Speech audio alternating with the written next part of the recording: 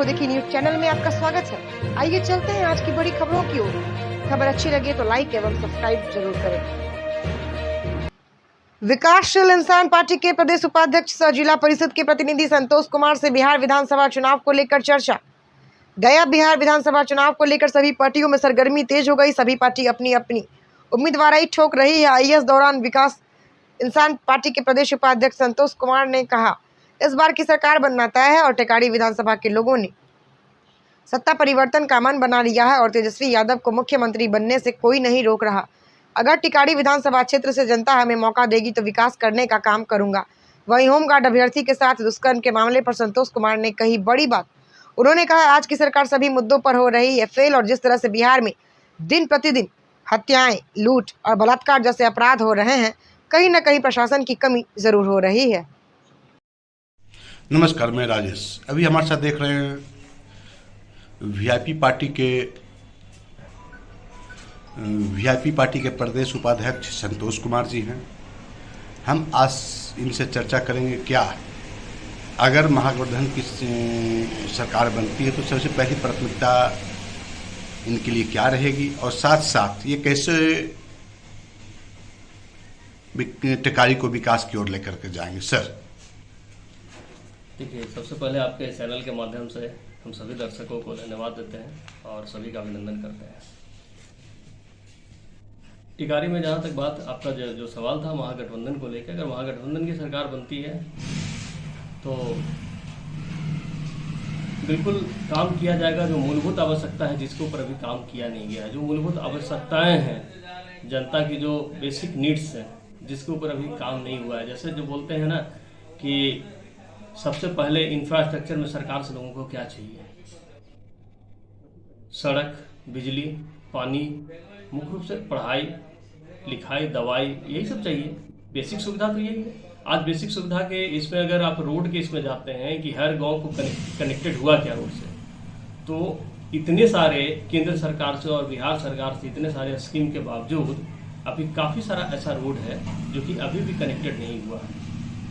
आप कोंच प्रखंड के अब काफ़ी सारे ऐसे गांव हैं जिसमें आप जाइए, आपको दिखेगा कि अभी रोड से कनेक्टेड नहीं है।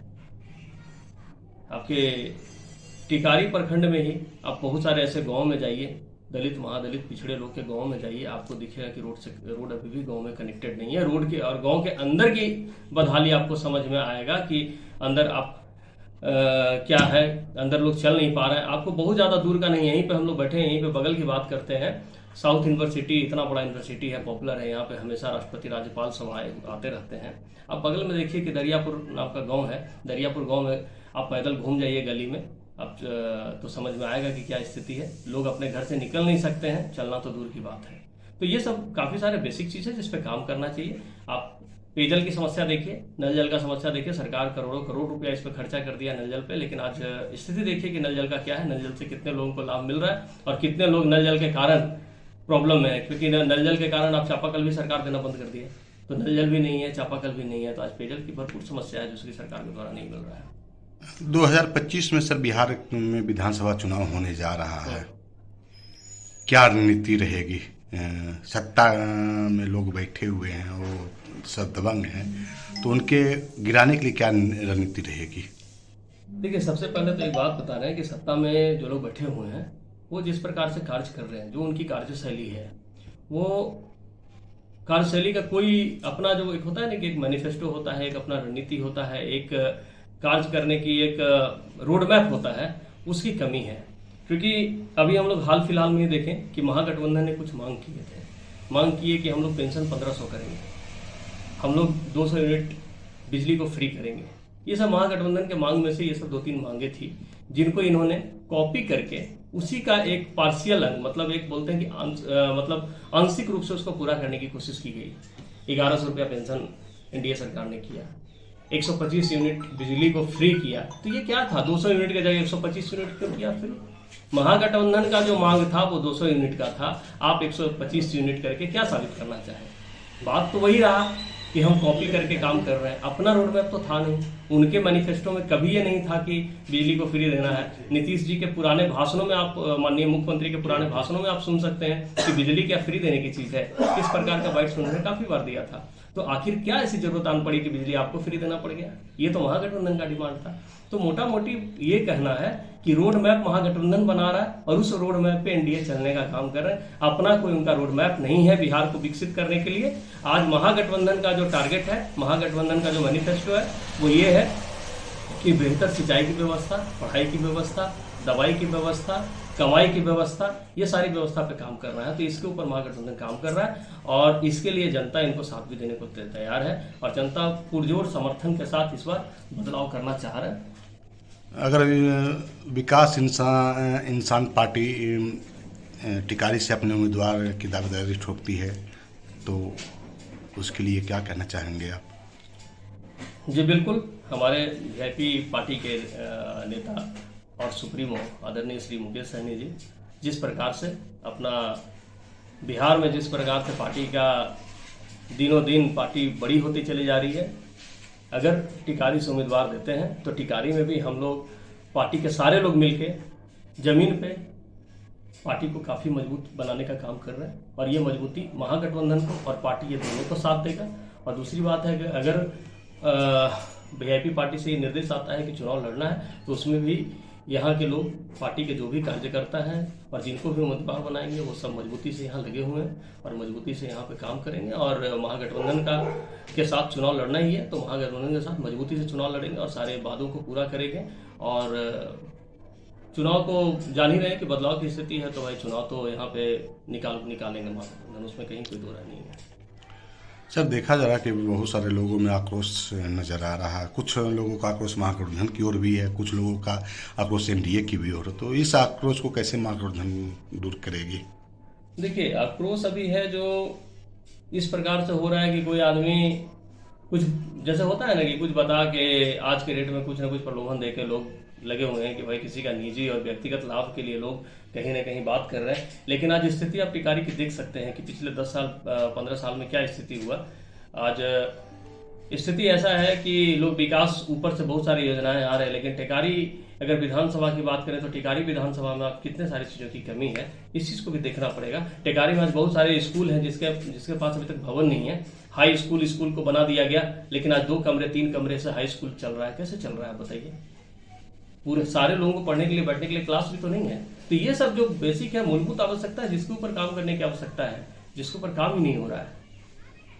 जमीन पर काम करना पड़ेगा, लोगों के समस्याओं को सुनना पड़ेगा, जन कल्याण के लिए काम करना पड़ेगा, न कि सिर्फ समझिए कि 2 4 10 लोगों को गिनती करके सिर्फ उन लोगों के लिए काम करने से विकास होगा। तो ये है, मुद्दे हैं, काफी मुद्दे हैं, काफी चीजों पर काम करना बाकी है, जो कि अभी हैं विधायक वो सारे मुद्दों पर ध्यान नहीं दे रहे, सिर्फ कुछ लोगों पे ध्यान देना है, कुछ जगहों पे ध्यान देना है। तो इस तरीके से विकास संभव नहीं है। अगर आपको सर उम्मीदवार चुना जाता है वीआईपी पार्टी की ओर से तो क्या विकास करेंगे क्षेत्र का? पहली प्राथमिकता क्या रहेगी सर? देखिए, जहाँ तक बात है वीआईपी पार्टी को उम्मीदवार देने की, तो अगर उम्मीदवार के रूप में देते हैं तो हम लोग काफ़ी मजबूत रूप से क्षेत्र में काम कर रहे हैं। और दूसरी चीज़ है, अगर मौका मिलता है तो सबसे पहले जैसा कि हमने आपको समस्या बताया, टिकारी विधानसभा के अंतर्गत क्या समस्या है, सिंचाई का समस्या आपको बताया। सिंचाई का समस्या कैसे दूर होगा, इसके लिए प्लान बना के उसके ऊपर काम करना होगा। जैसे आपको हर जगह पे आपको बियर बांध बनाने की योजना बनानी पड़ेगी।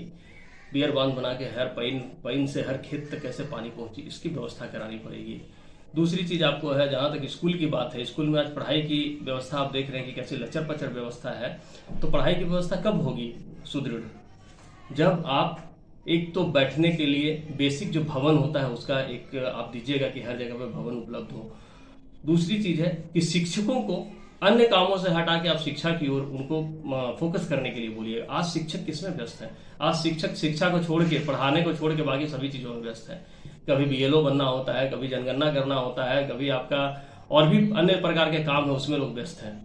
तो ये सब चीज़ें हैं, तो पढ़ाई पे करनी पड़ेगी। आज अस्पताल की हालत देख लीजिए क्या है। टिकारी में अनुमंडल अस्पताल है, अनुमंडल अस्पताल की क्या हालत है। आज चुनाव आया है तो अल्ट्रासाउंड चालू हुआ। इतने दिन से अल्ट्रासाउंड की मशीन आके पड़ी हुई है, क्यों नहीं चालू हुआ था? पिछले 3-4 सालों से। तो दिक्कत क्या है कि फोकस नहीं है काम पे, कि जनता को, जो गरीब जनता है, लाचार जनता है, पिछड़े लोग हैं, उनको कैसे लाभ मिले, इसके ऊपर काम करने की आवश्यकता, उसके ऊपर काम नहीं हो रहा है। ये चुनावी रणनीति से खाली काम करते हैं, तो चुनावी रणनीति से जनता को लाभ नहीं होता है।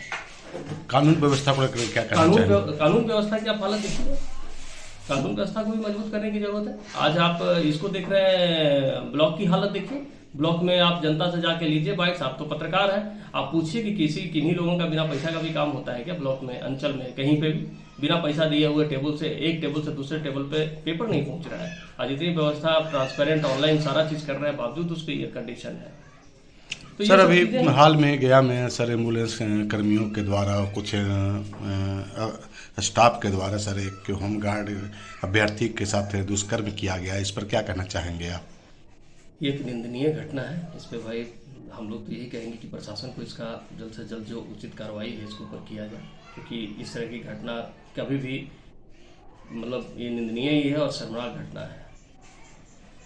तो इस पे भाई जो भी है एक्शन, कार्रवाई करके लेना चाहिए प्रशासन को, उचित जांच करते हुए जो भी संदिग्ध व्यक्ति हैं उनको कार्रवाई करके उसके ऊपर एक्शन लिया जाए। सम्राट चौधरी के द्वारा विधानसभा सत्र, मानसून सत्र के दौरान सत्यार्थी को ऊपर कटाक्ष किया गया, क्या कहना चाहेंगे? ये सब तो देखिए, ये सब ओछी राजनीति है, इसको क्या बोलिएगा, ये तो ओछी राजनीति है। वहाँ आप पब्लिक का इतना पैसा खर्च होता है आपके मानसून सत्र को चलाने में, सरकार का पैसा खर्च हो रहा है, यानी पब्लिक का पैसा है। आप उस पैसे, आप उस समय में राज्य के विकास के लिए बात करना चाहिए, ना कि आपको कटाक्ष में समय निकालना चाहिए। तो आज जो सरकार में है, जो सरकार में आज काम कर रहे हैं पक्ष में, उनको ये सब सोचना चाहिए कि हम लोग विकास के लिए काम करें, ना कि ये सब कटाक्ष में हम लोग का समय बर्बाद हो। लेकिन ये चीज वो नहीं कर रहे हैं, इसलिए विकास कहाँ हो रहा है? विकास के लिए रणनीति, विकास के लिए जो रणनीति बननी चाहिए उसके ऊपर तो कोई बात ही नहीं हो रहा है। परिचय देंगे सर? संतोष कुमार दांगी, जिला परिषद प्रतिनिधि, क्षेत्र संख्या 5 टिकारी।